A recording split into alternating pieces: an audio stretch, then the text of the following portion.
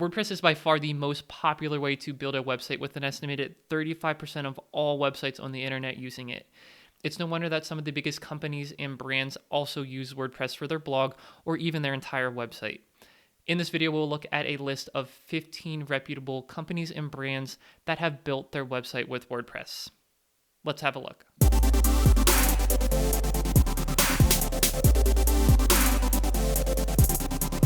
In no particular order, number one, we have Facebook's About website at about.fb.com. And when we look at the page source, Facebook makes no effort to hide the fact that it uses WordPress, with numerous references to standard WordPress URLs like wp-content and its blatant use of the Yoast SEO plugin. Can we access the WordPress login screen? Yep, you bet we can.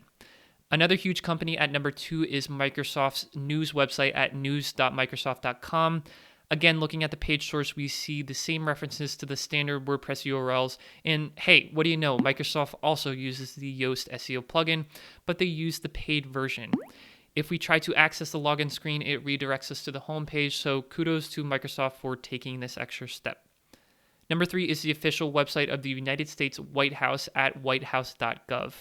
Let's take a look at the page source, and you will find the same WordPress URL references, but no mention of Yoast this time.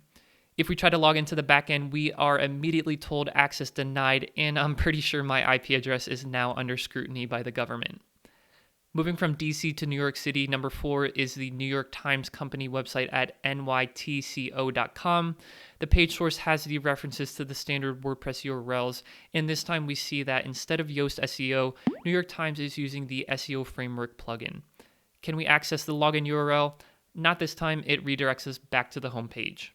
Number five is an interesting one. Wired.com, a technology magazine, also runs WordPress, but looking at the page source, you will not find the standard WordPress URLs, references to WordPress, or anything like that.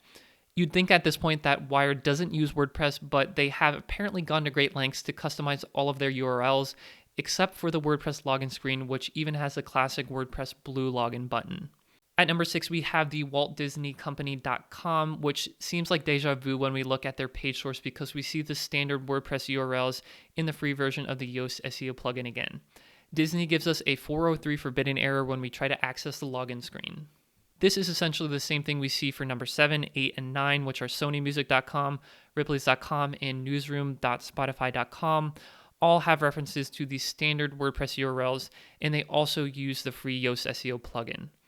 Sony allows us to access their WordPress login screen. The same is true with Spotify, and believe it or not, so does Ripley's. Number 10, Evernote.com/blog, and number 11, TripAdvisor.com/blog are both blogs hosted under a subdirectory. In addition to the standard WordPress URL references, both of these websites use the Yoast SEO plugin.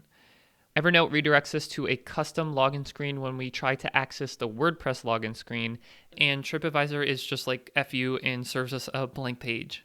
Number 12, TechCrunch.com, and number 13, blog.ted.com are another pair of websites that take no effort to hide the fact that they are using WordPress. These websites have WP URLs all over the source page, and both of the WordPress login screens are available and accessible to the public.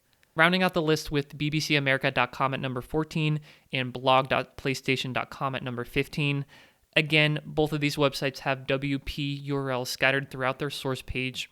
However, BBC America gets some kudos for giving us a 403 forbidden error when we try to access their login screen, while PlayStation redirects us to a custom login screen. If you have your own WordPress website and want to know how to hide your login URL, check out this video up here and this video down here if you want to know how to change your WordPress content directory. This video was a bit different from most of my other videos, so let me know what you think down in the comments below. Thank you guys for watching. I'll see you in the next one.